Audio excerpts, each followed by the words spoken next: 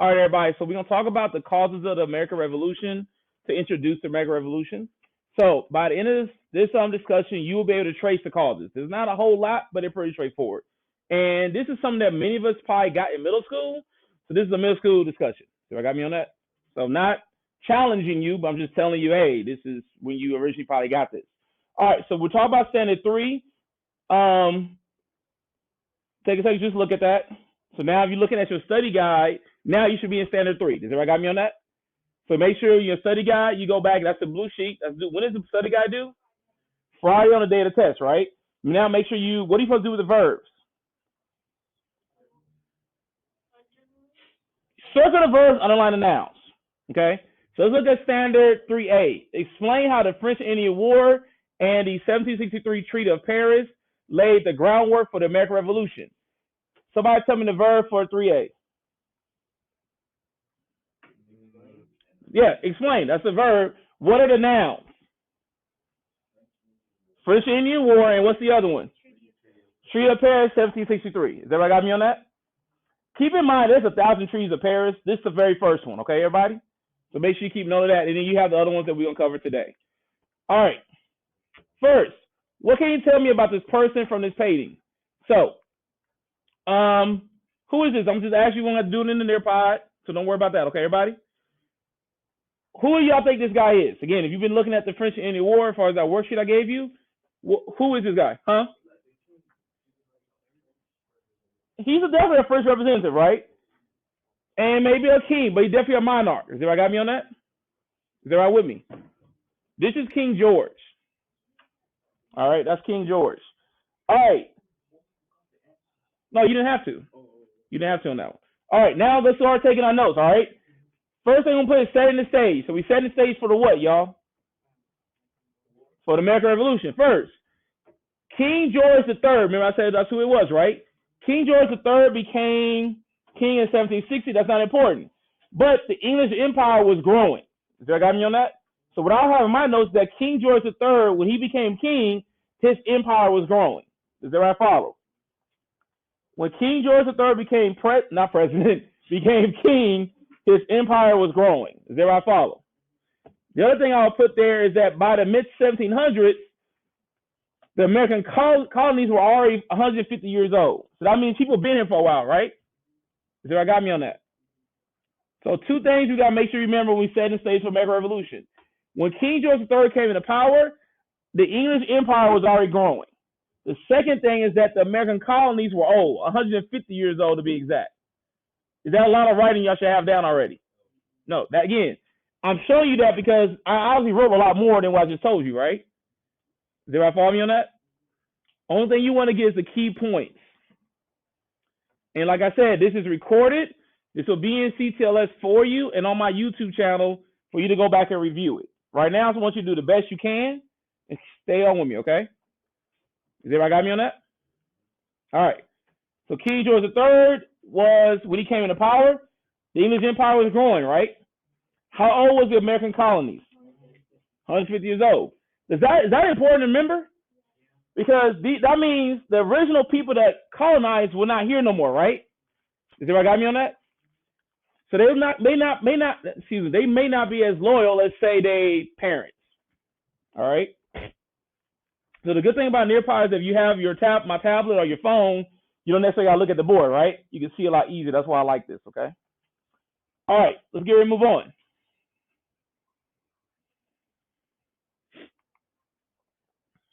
All right. So we already discussed the French and Indian War. Is there I got me on that? So now we talk about causes. So now what you can do is causes. Cause number one is going to be what? What's the first cause of the American Revolution? Nope. Nope. I just said it. Y'all just took a quiz on it. The French and Indian War. That's cause number one. Now I'm going to play a video for you. You're not going to answer any questions, but y'all should know this already because now y'all did the homework. I just showed you a vocabulary on the start of class, right? I'm doing this more for technicalities. So just add French and Indian War. That's just one cause, and we'll keep going. From the very beginning, colonialism in America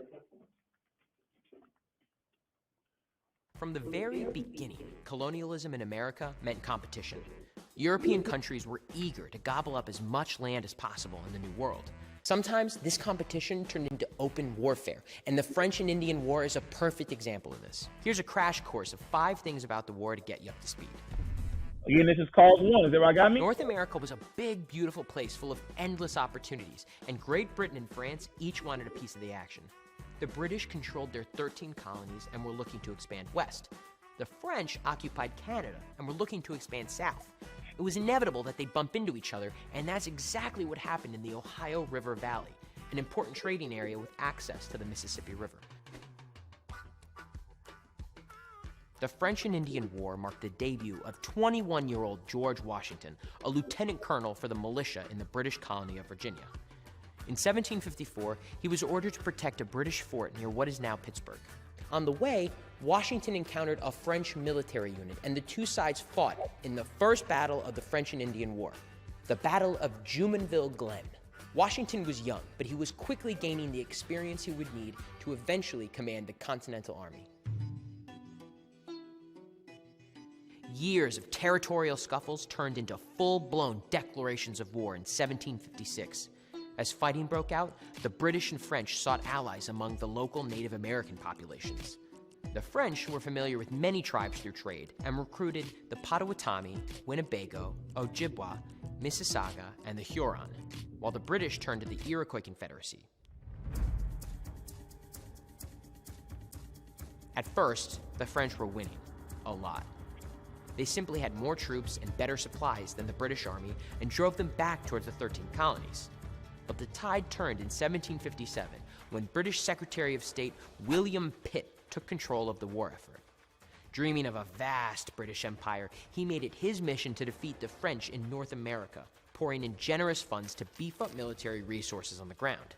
The war ended with the French defeat at the Battle of Quebec and the signing of the Treaty of Paris in 1763. The British gained control of Canada and all land east of the Mississippi River. It may seem that the British made out well after all was said and done, but there was a catch.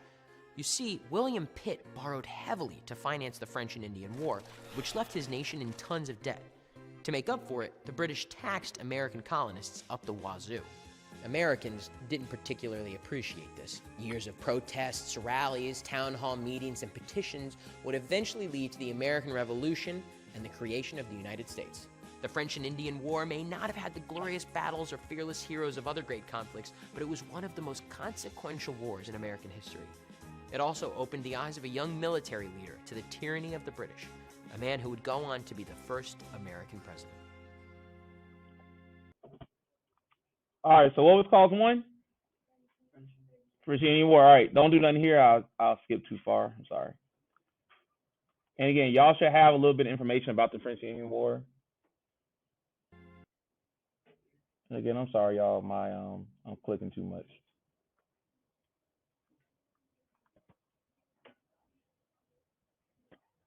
All right, so please note the French and Indian War is sometimes known as the 7 Years' War. You might see that on the EOC or any other kind of standardized test. French and Indian War equals 7 Years' War. Is everybody got me on that? It lasted from 1754 to 1763. Not exactly 7 years, right? I don't know why they called it that. I mean, that's that history stuff that I just don't know. The war was fought all over the world, Europe, Asia, Africa, North America, but between the English and the French and their colonies. That's the main thing. It's about who's going to get these colonies. And remember, colonies were used for economic gains. Put there the 3 Gs. I don't think I said that to y'all. The 3 Gs. Does anybody remember what the 3 Gs were from world history? God, glory, and gold. And that's what the colonists wanted. Is everybody got me on that? If you remember that as far as motivation, you're always going to be good as far as early history. God, gold, and glory. And for a fact, that's still kind of the same way now. People want to spread religion. People want to have the glory saying they did it, and they want to get money. Is everybody got me on that? England felt the American colonies should help pay for the war with new taxes. Again, that's one of the reasons it led to the American Revolution, okay? And then the other one is because because England wants to make the colonists pay for this war, that they was forced to fight. Remember, this was the English thing. The colonists were 150 years old. Like, we're English, but not like my mom and daddy and my great granddaddy was. They became very upset because they're like, why are we paying taxes for something we not doing? It's not really affecting us. Does everybody got me on that? Does everybody see how that led? Remember, taxes. The thing that we all gonna pay. Remember I said at the beginning of class, there's 2 things you know you're gonna do. You're gonna pay taxes, you're gonna die. We went to war about paying taxes, and yet we pay nothing but taxes. Anybody else see the irony in that? As we about to do tax season, does anybody got to do taxes in a couple months? Yeah, some of y'all might because of your jobs, but this is not the happiest time for adulthood. And I'm gonna say, enjoy being teenagers because taxes suck. You make all this money and then they tax you, then they're gonna tax you some more. Anyway, okay, I'm gonna move on. All right. Will you be willing to pay 1 penny for every piece of paper you use in school? Yes or no? Tell me. Well, put it in the nip pot. Would you be willing to pay money for every piece of paper you use? And you know what? Most of us probably gonna say no. I probably would. No. I wouldn't want to. No. Remember the whole argument I just made about taxes? No. I'm trying to save money. And yeah, most of us is no, and that means you probably be on the same side of the colonists. Is everybody with me? If you're with me, clap once. All right. So another reason, Proclamation of 1776. Does everybody hear me on that? Proclamation of That's another cause, yeah. Cause number 2 will be Proclamation of 1776. This one here I'm gonna show y'all in video. So just listen and take notes on what the proclamation was. All right, people?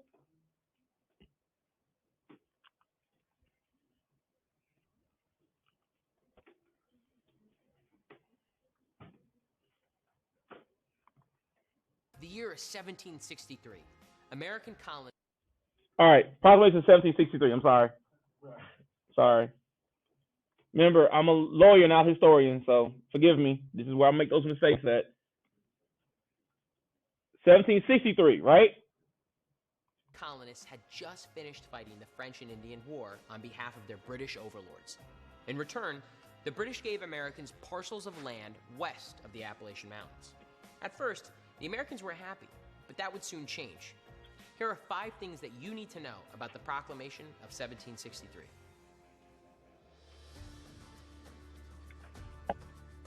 In the wake of the French and Indian War, a Native American tribal leader named Pontiac was fed up with the British military presence on his land. He and other tribes launched an attack on the British, and fighting continued for the next 3 years. While the British government was already in the process of drafting the Proclamation of 1763, Pontiac's rebellion sped up its enactment. The British needed to find a way to keep Native American tribes happy, so they drew a line that effectively cut off any westward expansion by their colonies. Native Americans would be allowed to keep the area west of the Appalachians, while American colonists had to contain their settlements to the east, rendering their land grants absolutely worthless. Adding insult to injury, any colonists already settled out west were ordered to move. You see the problem? All right, first question. The blank part of the Appalachian Mountains gets reserved for the Native Americans. Go ahead and put this, give y'all like 30 seconds. He just said it, right, y'all? Just seconds ago, he just said it. So y'all be adding this to your notes? Yeah.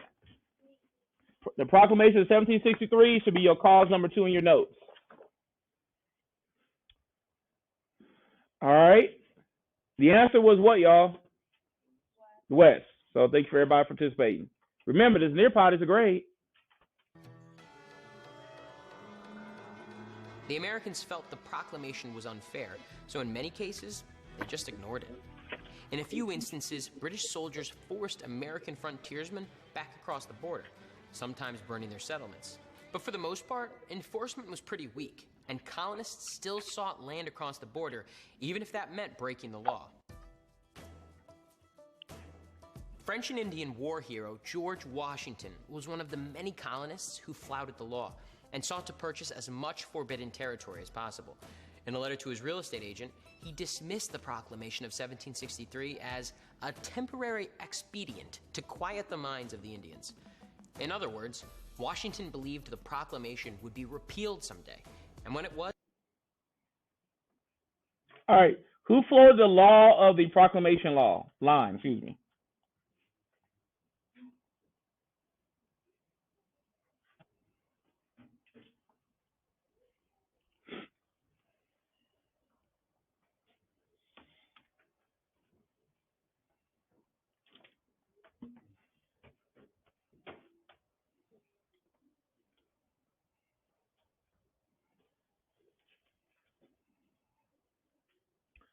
All right. What was the answer here, y'all? He's on a dollar bill. George Washington. Keep going. So stop lagging, y'all. Y'all got to make sure you're paying attention, all right? This is how I make sure you do it. And do you have a quiz on this in a minute? It's coming. Everybody got me on that? Here's the causes. And when it was, he wanted to already have a claim to this land. One of the unintended but most significant effects of the proclamation was the universal hatred for the British it created throughout colonial America. This is one of the earliest circumstances that created an American identity, because for the first time, the 13 colonies had something in common. The British promised them land, and they didn't get it. If you're looking to find causes for the American Revolution, one of the earliest and least obvious is the Proclamation of 1763. King George thought he could contain the colonist settlements, but what he could not contain was their freedom. All right. Young So people what was the in second large reason? numbers came out and joined what became known as the Red Thank you so Guards. much, y'all. These All right, largely second, terroristic everybody do one thing organizations for me, all right? were used to publicly Everybody stand up. humiliate, assault, and in some cases, Everybody stand up real quick. All right, stretch a little bit. You've been sitting for a while. Give your neighbor a high five because they're helping you because they got some good notes. I saw everybody on this side here. Check y'all in a minute because notice somebody got something you probably missed. Has everybody got me on that? So y'all are helping each other out. So if you missed something, you dozed off, that's cool. Help each other out. All right, let's get back into it. What cause are we on now? What number? Cause 3 is going to be the Stamp Act of 1765. Now, when I test you, I am not going to do dates. Because remember, is Dr. Tidwell a big history person? So I ain't doing no dates. I ain't. Just not going to happen. But you need to know the Stamp Act. Is that right, clear there? All right, let me get India. Can you tell us about the Stamp Act? Read the first bullet point.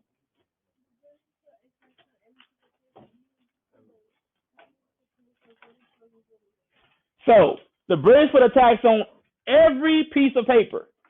I got me on that. What's the main way people communicated? So imagine, okay, y'all do know there's a tax on y'all's mobile devices, right? This is a pretty hefty tax, by the way. So if you're paying that bill, just know that you got pretty well taxed on it. All right, now, Liam, can you tell us about how the colonists failed? That's the second bullet point. Let me see, look. So we mad again, right? And what are we mad about right now, y'all? Paying what? Taxes. What's the main thing we pay right now? Taxes. When you go, y'all know, like, you paying a tax on that vending machine, right?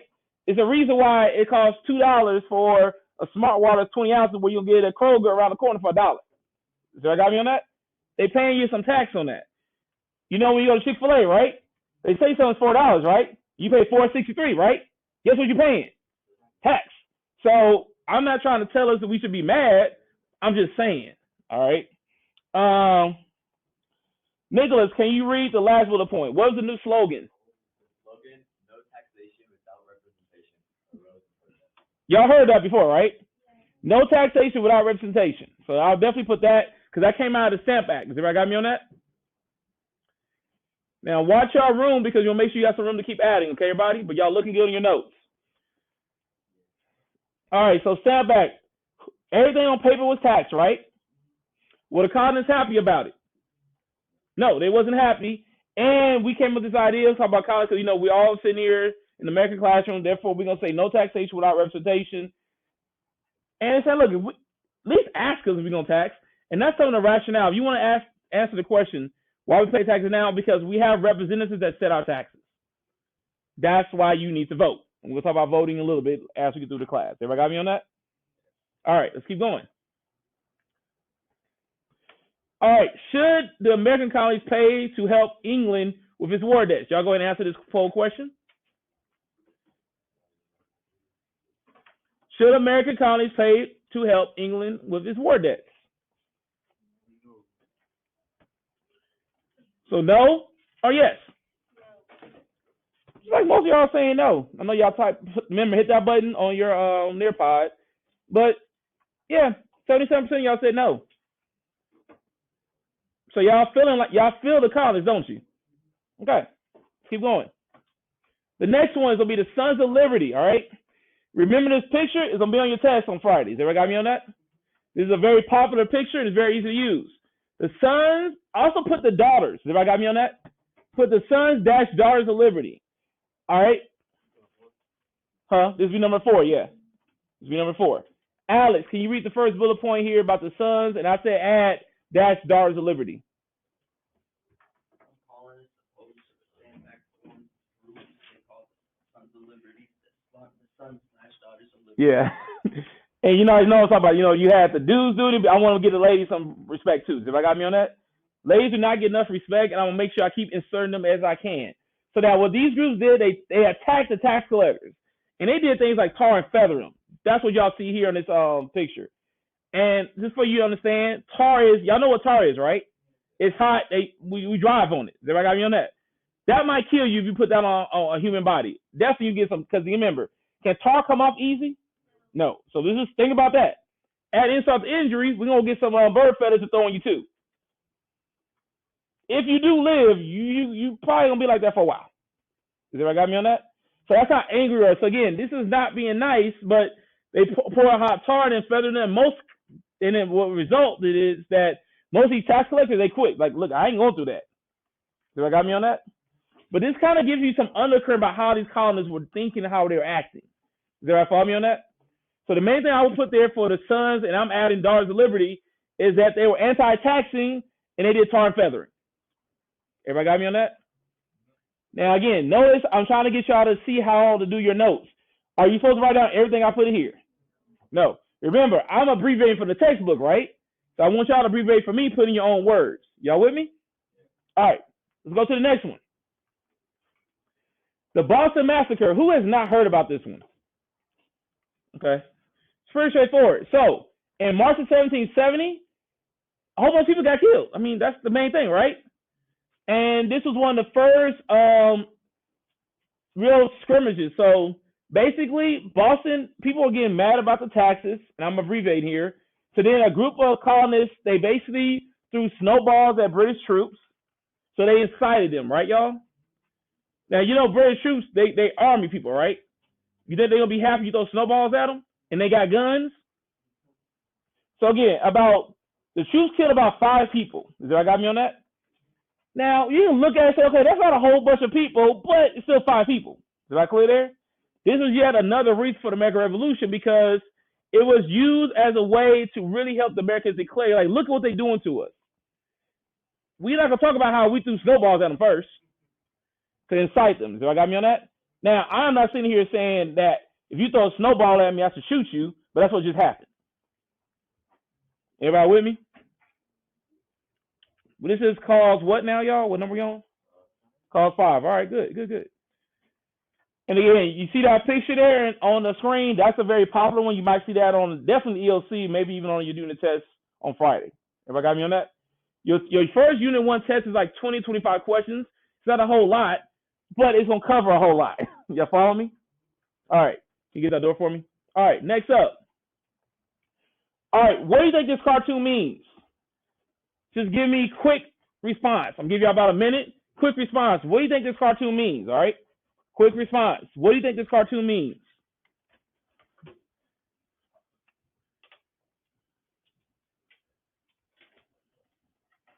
What do you think this cartoon means? All right, folks. So let's look at this picture a little bit deeper. So now, listen to what I'm saying. Listen very closely. We're going to do this more on Thursday. We're doing reviews. Okay, y'all? Anytime you see a picture, I'm going to introduce this to you now. I'm going to go more formal later. I want you to always think about fish.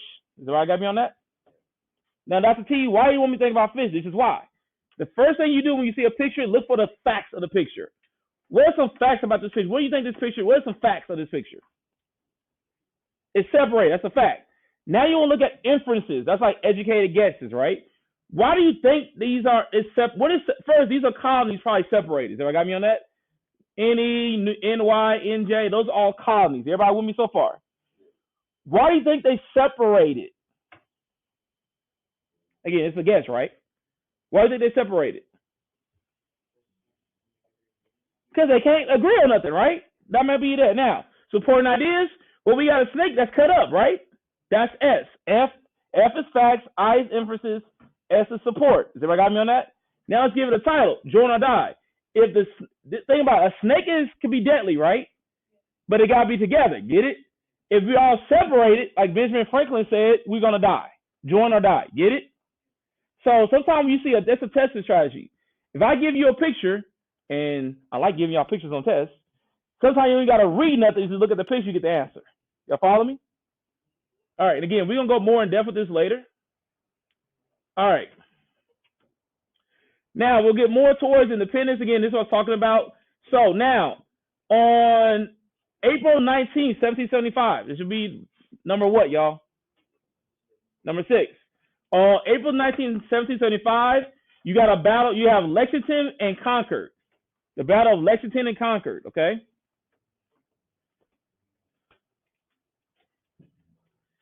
This is when you get to start getting ready for the battle. So this is where you have British and local militia in Lexington and Concord. They prepare for war. The Second Continental Congress came together to vote to build a militia. Everybody heard about the National Guard before, right? That's the militia. So I got me that for all practical purposes.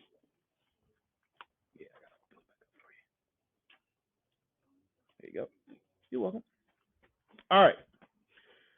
George Washington. Y'all know who that dude is, right? You look at a dollar bill, he's on it. You look on a quarter, he's on it. He was a Southerner. The reason I say he was a Southerner, where were most of the slaves at, y'all? The South. And remember, they had a lot of plantations making money off slave labor. He was named the commander of the North in order to unify the colony because everybody loves George Washington. Is that clear there? So he could bring the people from the South into the middle, into the North, and everybody was agree with each other. If you understand that, clap once. Okay.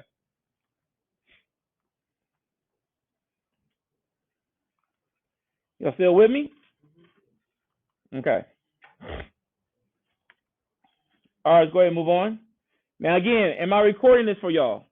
Yeah. So remember, I'm going to upload this to my YouTube video. I got to do some editing, make sure the audio works, all that kind of good stuff. Upload this to my YouTube channel. Y'all can see it for review. And I also try to make it short on my social media for y'all can see it, okay? All right, let's keep going. All right, you know what we're about doing this part here. All right, so now we have the DOI, also known as the Declaration of Independence. This is now called what, y'all? Be called 7. The Declaration of Independence. This is where Thomas Jefferson and others wrote for Declaration from who? Independence from who? Who are they trying to declare independence from? Huh? Great Britain. That's all it is too. We all heard of this before, right? I'm not gonna spend too much time on it, but this was drafted and declared independence from Great Britain, written by Thomas Jefferson, one of the chief. Now again, he wasn't the only one that did it, and y'all gonna see that when we watch Hamilton, but he was one of the main people that did it. Everybody got me on that? All right, Declaration of Independence did what again, y'all, in your notes? Declared independence from who? British. That's it. All right. Let's keep it rolling. Now, this is something y'all can more so just look at. I want y'all to just compare the two sides. All right. So you got the British, you got the colonies. For the British, what were some of the advantages for the British? Let me get Modu, can you read that for us? What were some of the advantages? You know, to add this to your notes, but just kind of keep mental note, okay, y'all? What were some of the advantages for the British?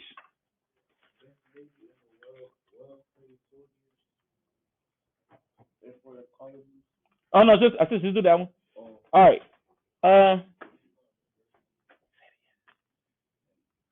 Mehdi, can you go and read the disadvantages for the British? What are some of the disadvantages for the British? Again, do you have to add this to your notes, people? Not necessarily. That's what makes you take note of it. Must travel a long distance to fight. They're overconfident against inexperienced Americans, and with attrition, hard to replace men and materials when they are lost. So again, British are coming somewhere to fight. Is everybody got me on that? Now, let me get Christian. Can you tell us the advantages for the colonies? Fighting at home, going to the supplies, stronger motivation, fighting for their homes, and support of continuous some friends. So first off, is it easier to fight at home or abroad? At home. Hand up. Go ahead. Get the pass. Go ahead. So it's always easier to fight at home. And also, you got support for the French. Let me get Miss Order. Can you read the disadvantages for the colonies?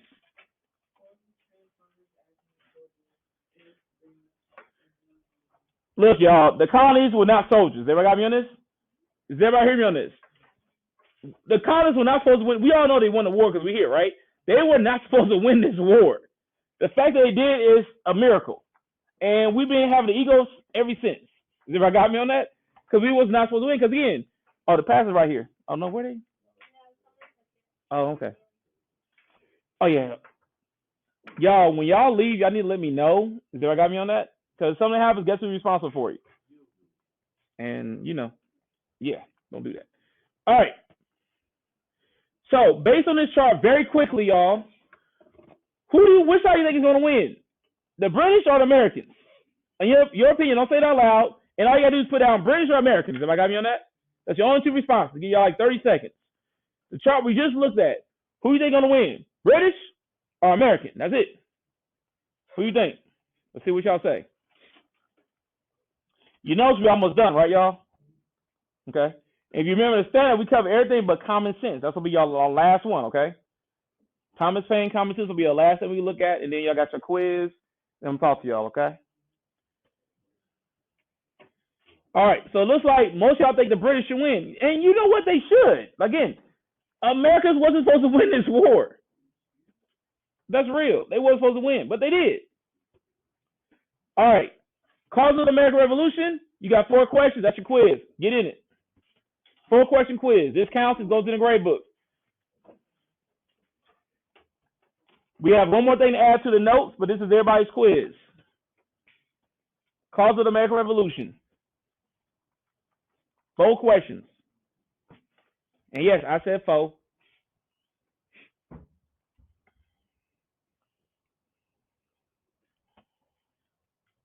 We're going to watch one more video, talk about the common sense, and that's going to be it. I got you. Make sure you let me know when you want to go, all right?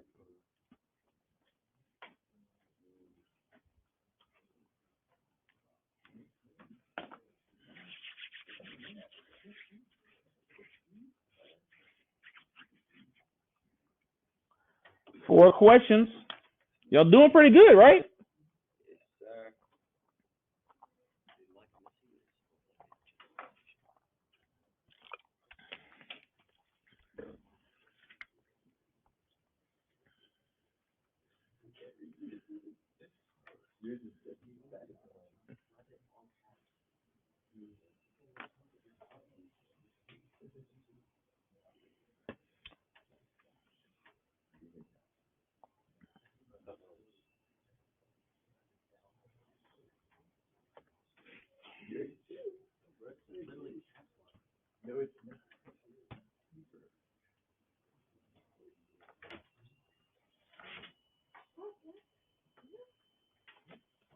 Does anybody need more time? Raise your hand if you need more time. Okay, give you a couple more seconds.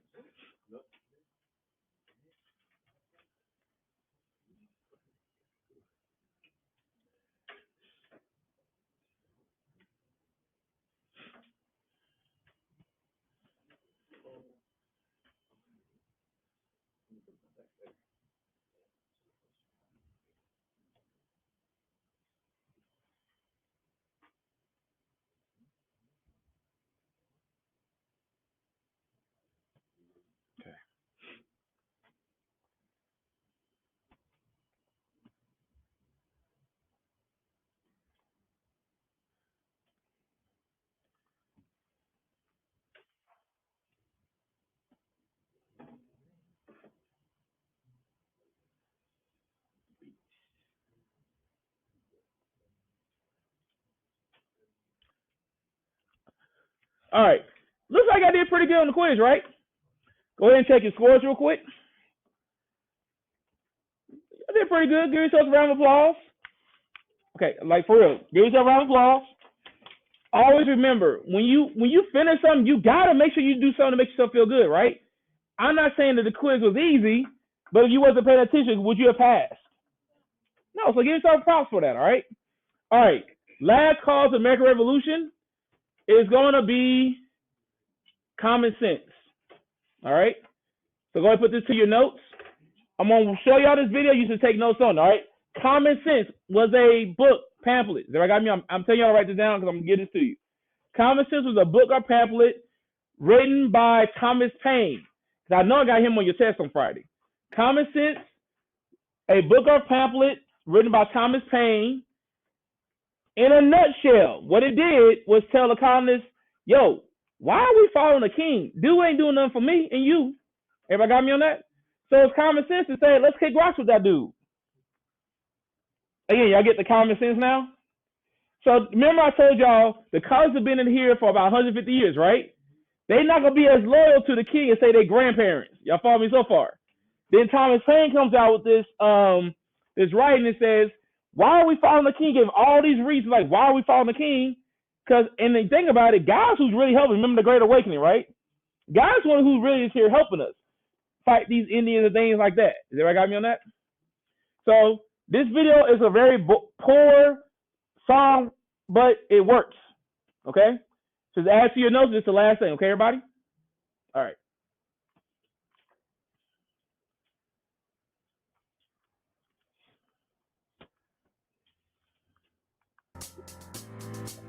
You might know England, it was my home. But I be colony, that's me since 7-4. I love liberty. All right. It's dorky as heck. I get it. But it's pretty decent as far as what he's saying. Okay? Now, if y'all say y'all hate this, I won't ever show you again, but it seemed to work for some students. So I'm saying that because I already. Here you go. I love freedom.